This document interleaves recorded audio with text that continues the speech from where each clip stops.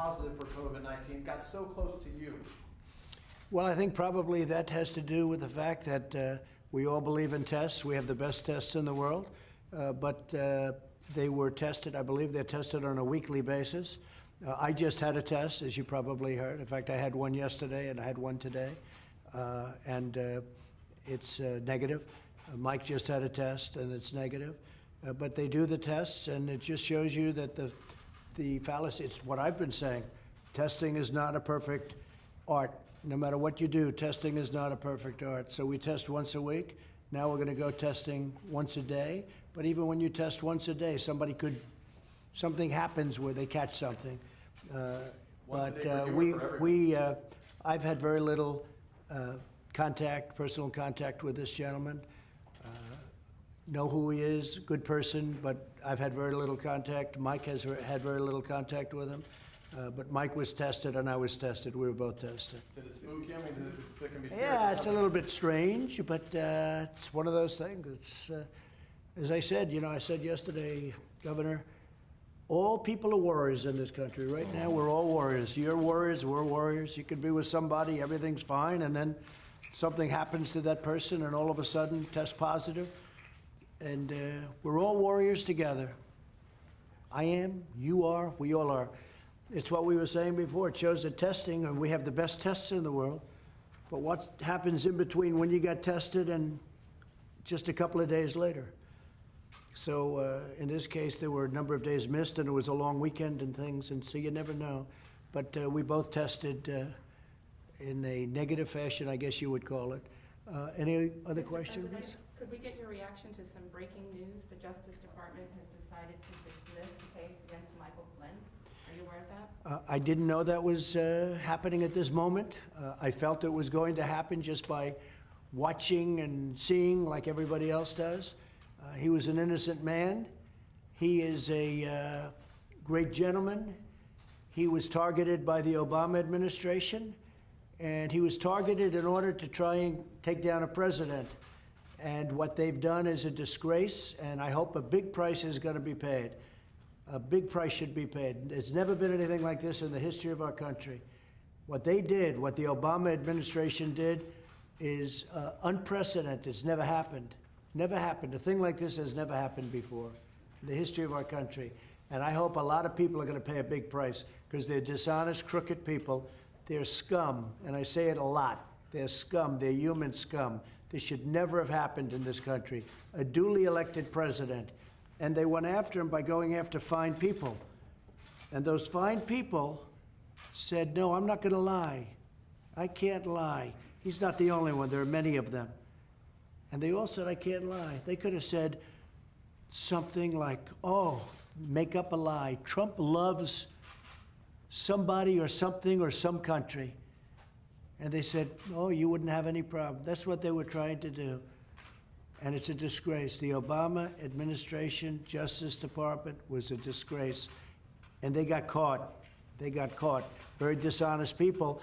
But much more than this. It's treason. It's treason. So I'm very happy for General Flynn. He was a great warrior, and he still is a great warrior. Now, in my book, he's an even greater warrior. What happened to him should never happen again. And what happened to this presidency, to go through all of that and still do more than any president has ever done in the first 3 years, is pretty amazing when you think of it, with what we've done with regulations and tax cuts and Second Amendment and all of the things we've done. It's never happened. And until 2 months ago, we had the greatest economy in history. Unfortunately, we had to, like you did in Texas, we had to close it down. But for these people to have done that, I am very proud of General Flynn. I can tell you that right now. Who would you like to see pay a price for this? Oh, the people should pay a big price for what they've done to this country. They should pay a big price. And their partner, very complicit, is a thing called the media. The media is totally guilty. And all of those writers and so-called journalists, they're not journalists, they're thieves. All of those journalists that received a Pulitzer Prize should be forced to give those Pulitzer Prizes back because they were all wrong. There was no, because if you saw today, more documents came out saying there was absolutely no collusion with Russia. Came out very loud and clear. And they wrote for years because they tried to do a number on the presidency. And this president happened to be me. Pulitzer Prizes should all be returned because you know what? They were given out falsely. It was fake news. They were all fake news. Those Pulitzer Prizes should be given back immediately. And the Pulitzer Committee or whoever gives the prizes, they're a disgrace unless they take those prizes back. Because they got Pulitzer Prizes for what turned out to be false stories. And Pulitzer Prizes should be given to the ones that got it right. And I could give you a long list of those names too. And you know who I'm talking about. You spoke to President Putin today. Did he I did. ask for any ventilators or any equipment for his pandemic? Yes, we are helping various countries. As you know, Russia's having a hard time with the same COVID-19. They got hit like everybody else got hit. And we had a long talk, and also the 75th year, and you know what the 75th year means. It was very nice. He called me because we were partners, so to speak, for a very big, successful war. And it was very nice he called as a congratulatory call and as a call of celebration because it was the 75th year. And also I suggested if they need, because we have a lot of ventilators, if they need ventilators, we'd love to send them some, and we will do that. At the appropriate time, we'll send them some ventilators. Yeah, we'll be doing that. No, it was a very nice call. And remember this, the Russia hoax made it very hard for Russia and the United States to deal with each other. They're a very important nation. We're the most powerful nation. They're a very powerful nation. Why would we not be dealing with each other? But the Russia hoax, this absolute dishonest hoax, made it very difficult for our nation and their nation to deal.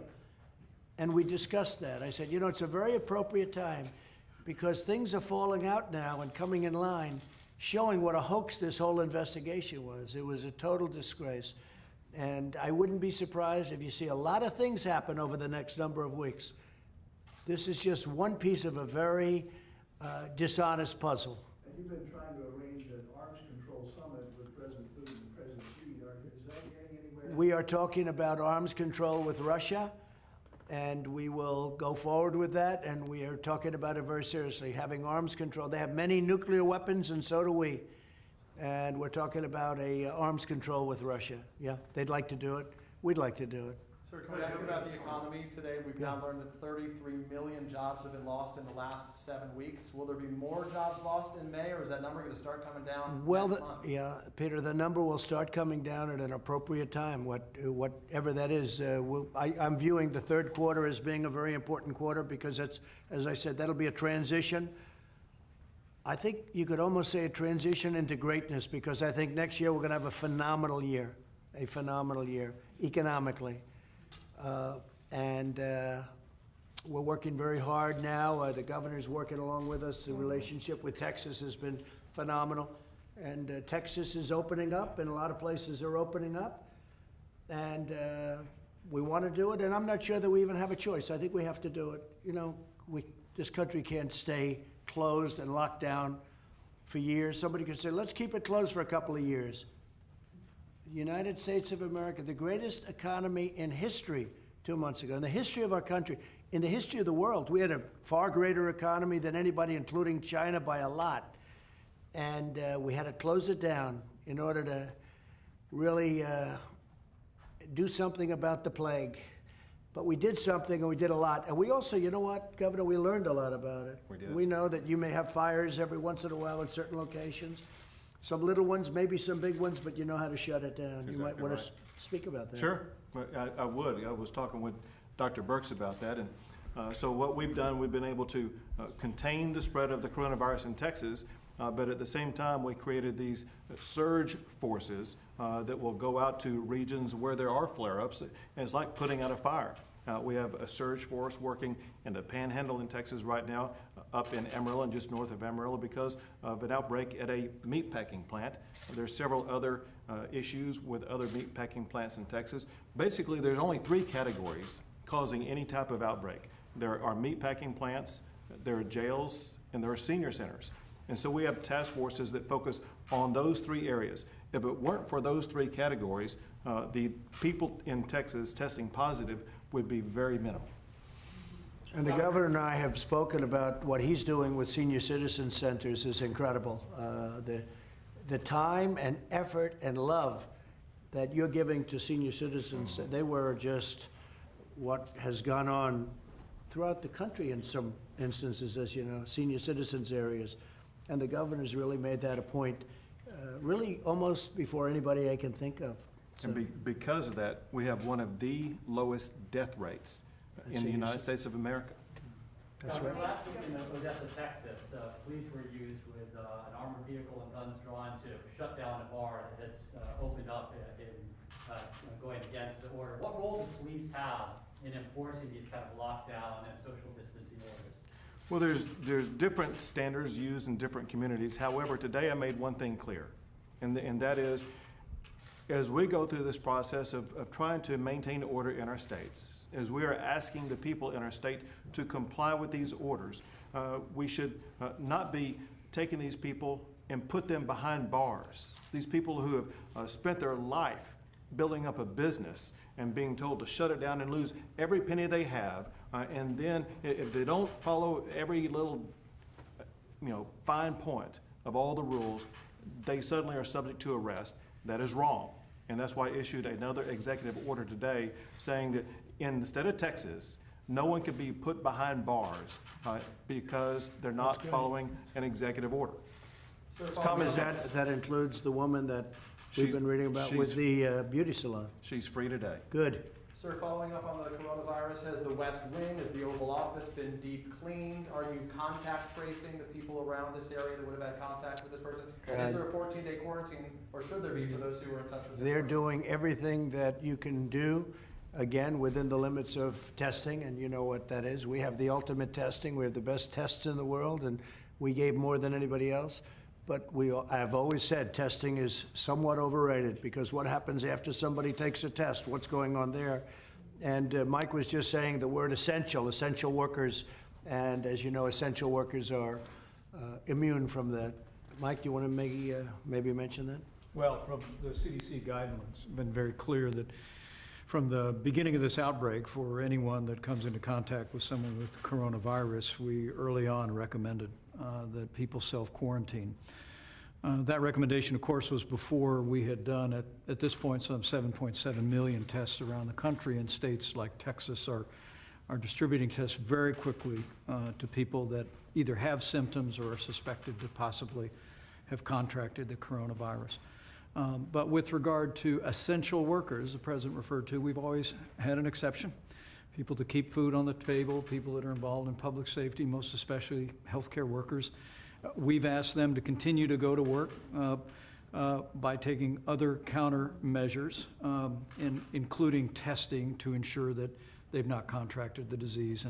And as the President indicated, the White House now is initiating an effort that the President and I not only will be tested every day, but I think everyone that comes into contact with the President will be tested every day. And so keeping the essential work here at the White House moving forward and our national response is the priority going forward. And the big thing is we've been tested. Every day, you said every day. Yes, Can I ma'am. ask Dr. Burks a question about Texas? Yes, please. Dr. Burks, do you think that the Texas reopening plan is great? Are you thumbs up with them doing the 25% capacity for movie theaters and restaurants and the like?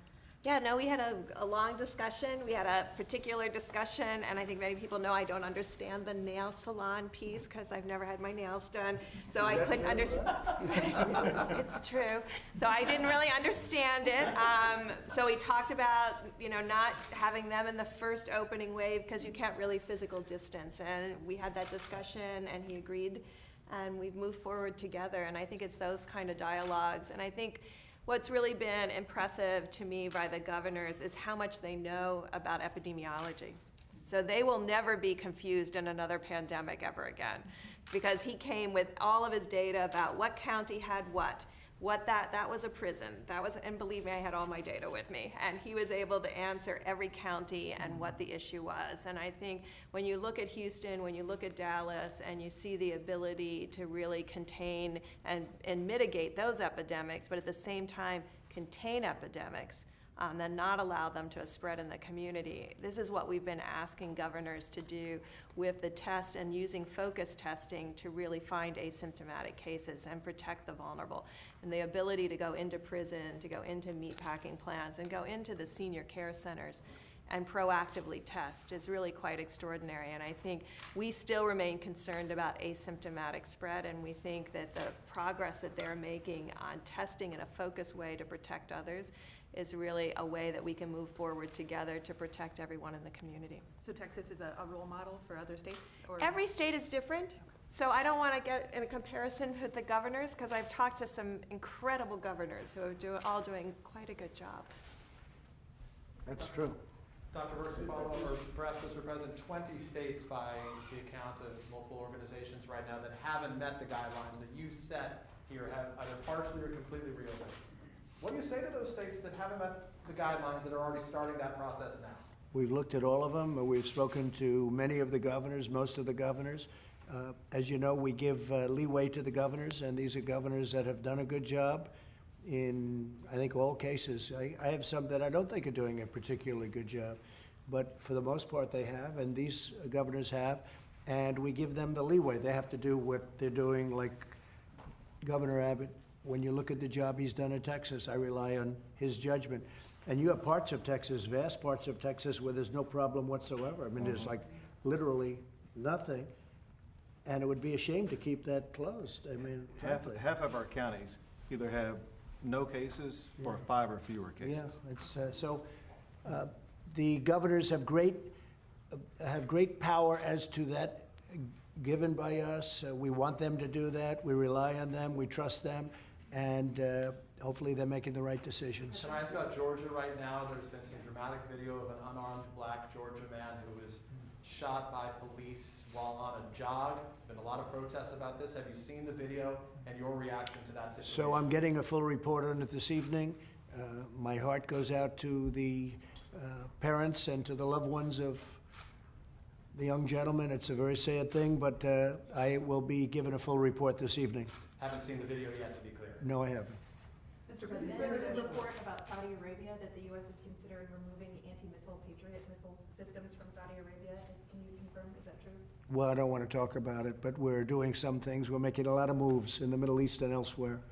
We're doing a lot of things all over the world militarily. We've been taken advantage of all over the world, our military, and in the sense that and this has nothing to do with Saudi Arabia, this has to do with other countries, frankly, much more. We have the most powerful military in the world. We've spent $1.5 trillion since I've been here, more than that, $1.5 trillion on a military that we now have the strongest military we've ever had. We have the best equipment, the best missiles, planes, the best of everything. We're authorizing and just authorized ships, new ships being built. They're all being built in the United States. And their beauties, we have the best submarines in the world by far, and we have submarines being built. And we go around and protect other countries, and other countries don't respect us like they should. In some cases, they don't even like us. And those days are over. Those days are over. So things are moving. And I'm not putting Saudi in that thing, but we are doing certain things that will be positive for us, and I think very positive for them too. Saudi Arabia is a very wealthy country, and they've agreed to help defray some of the costs, which nobody else would ever ask for, of course. You probably have to have a good business person in charge of a country. I don't want to sound overly anything. I just want to tell you that very wealthy countries we were protecting for nothing, or very little. South Korea has agreed to pay substantial money to us, which we appreciate very much.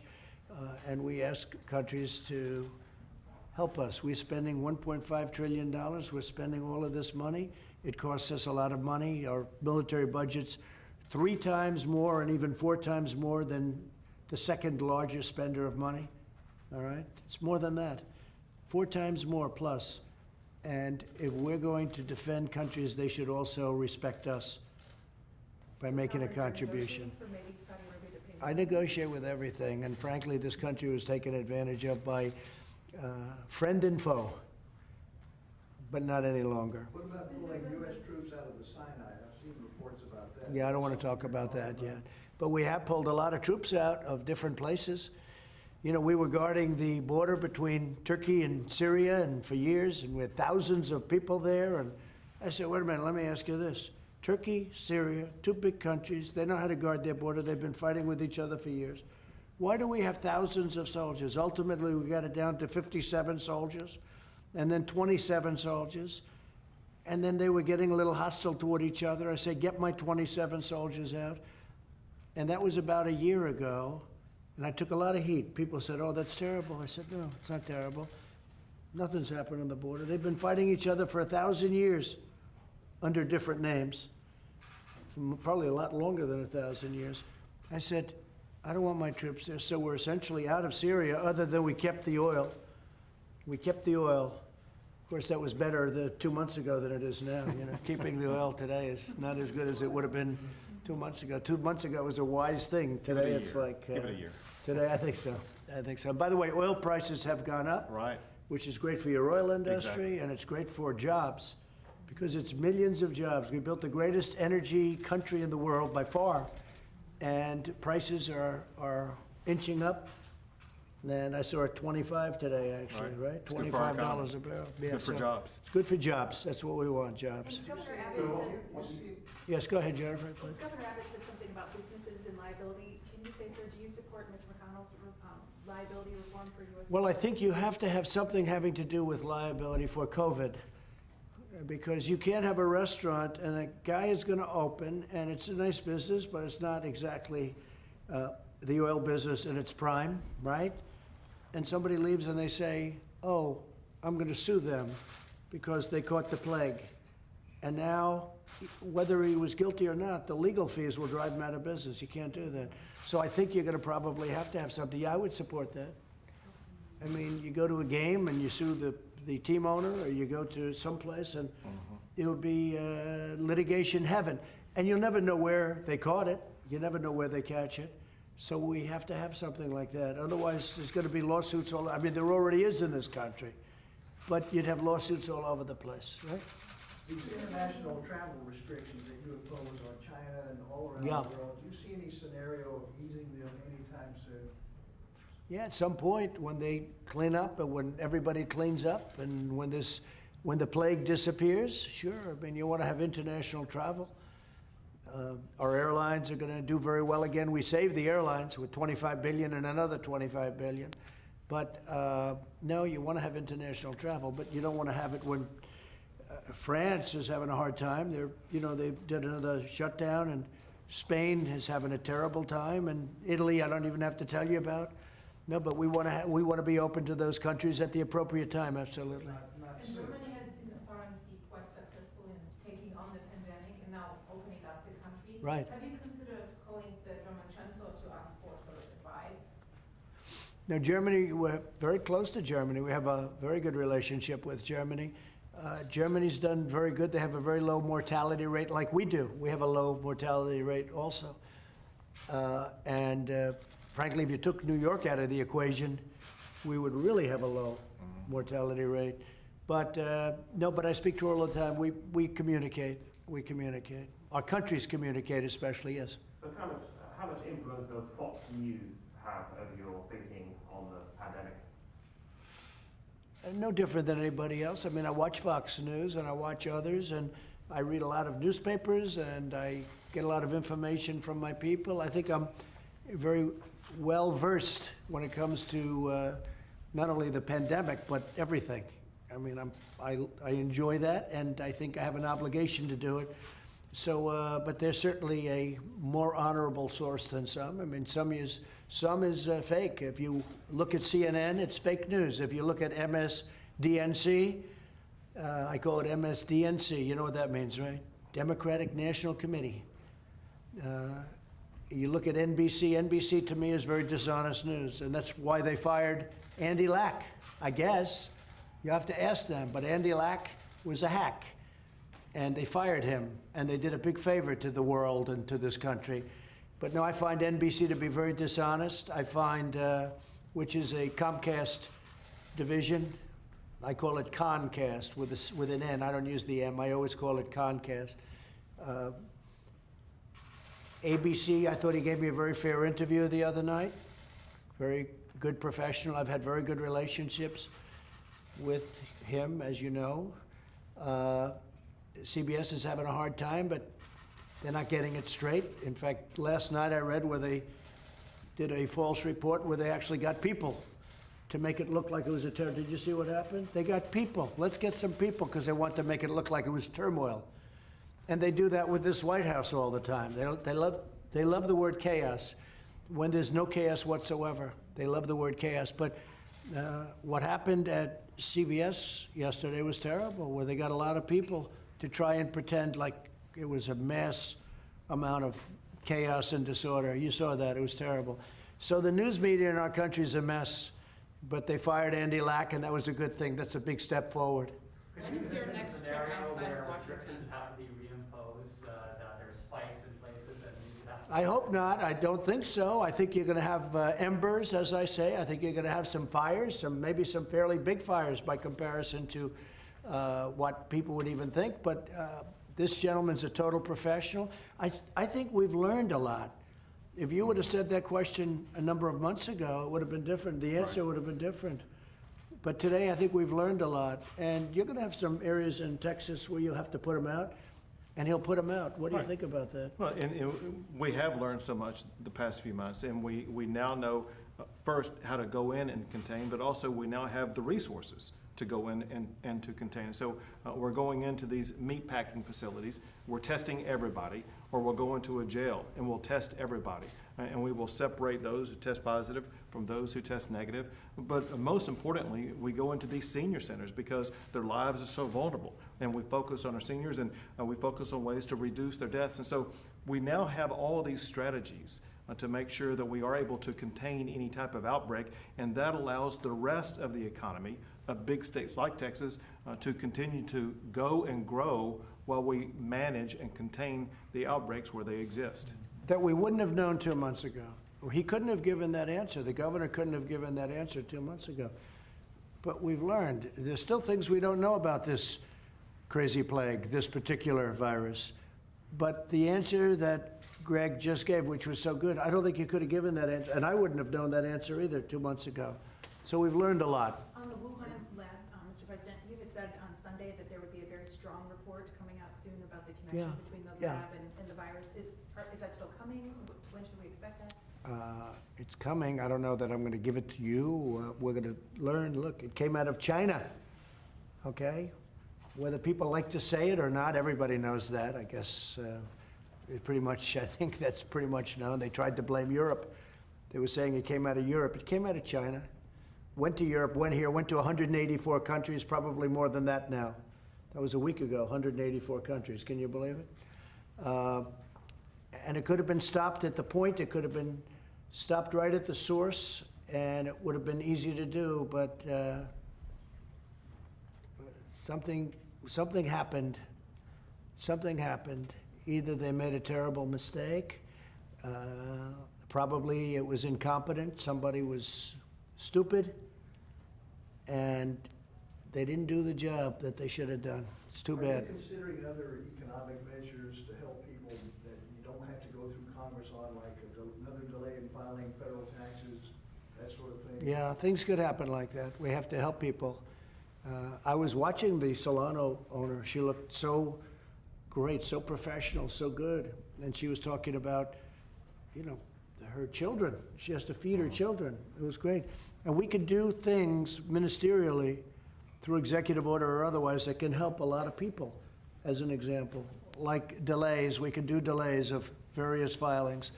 And yeah, I could see that happening, Steve. I think a thing like that could happen. Mr. President, people have lived off $1,200. Those checks, a lot of them for a couple months.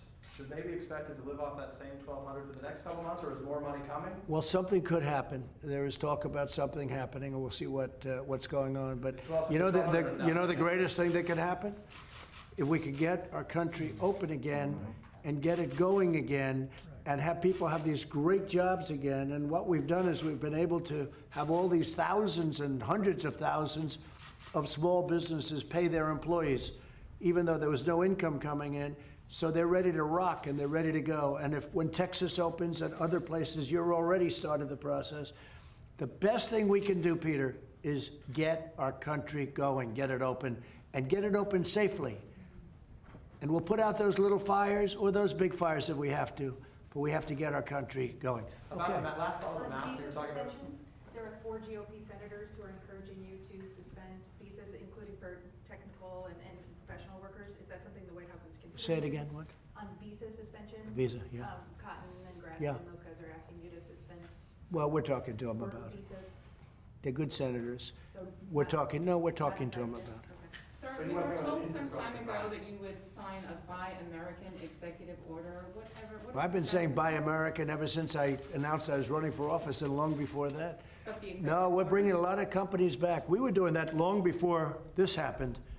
You know, Japan is having big plants built here. We have many Japanese plants coming where they're building their cars in the United States. I said, you have to do it. You have to do it. And they were doing it. We have many companies coming back to the United States. Then this hit. And when this is gone, it'll continue. But maybe it'll continue even more so because we've learned a lot. You know, we've learned more than just about this particular invisible enemy. We've learned a lot. We've learned a lot about the economics and the importance of making things in our country like we used to. You know, we used to make things here. And then all of a sudden somebody became a great globalist. Some great genius became a globalist. But now he's not such a genius anymore. Maybe he's not even a smart person. We got to make things in our country. That includes medicine. It includes steel. You know, our steel companies, we had it very good. We made it very difficult for steel dumping, and some of the companies were doing very well. Now, of course, we got that waylaid a little bit, but we'll always help our steel companies. But we have to make our product in this country. And I've been saying that for a long time. Globalists have cost us a lot of money. Sir, should And a lot of security. Sir, should valets be wearing masks? Yeah. Which valets are you talking about? Well, Valets are all over the place. I mean the valet, sorry. Yeah. Your personal And they are, valets. and they do. They are, and they do. Oh, they do wear masks? Yeah. Your personal valet was Yeah, wearing they a mask do. in your Yeah. interaction with him? They do. They wear masks, yeah. A And lot then- of people in the White House wear masks. And frankly, a lot of people want to wear masks until this thing goes away. But we have a lot of people in the White House, I see it all the time, where they're wearing masks. And just a little while ago, they were wearing a mask. There's one of them, you were wearing a mask a little while ago. And, but I noticed a lot of the reporters aren't wearing masks. Thank you very much, everybody. Thank you very Has much. your wife and son, they're safe to Press, thank you very much, press. Say it? Are you gonna reach out to General Flynn? I will, yeah, I think it's, you know, at the appropriate time, I think he's a hero. It's a scam. It was a scam and a hoax. I think he's a hero, the general. Thank you. Your wife and daughter, oh, excuse me, your Good wife and shape. son are in good shape? They're in good shape. They've been Yep, tested and they're both.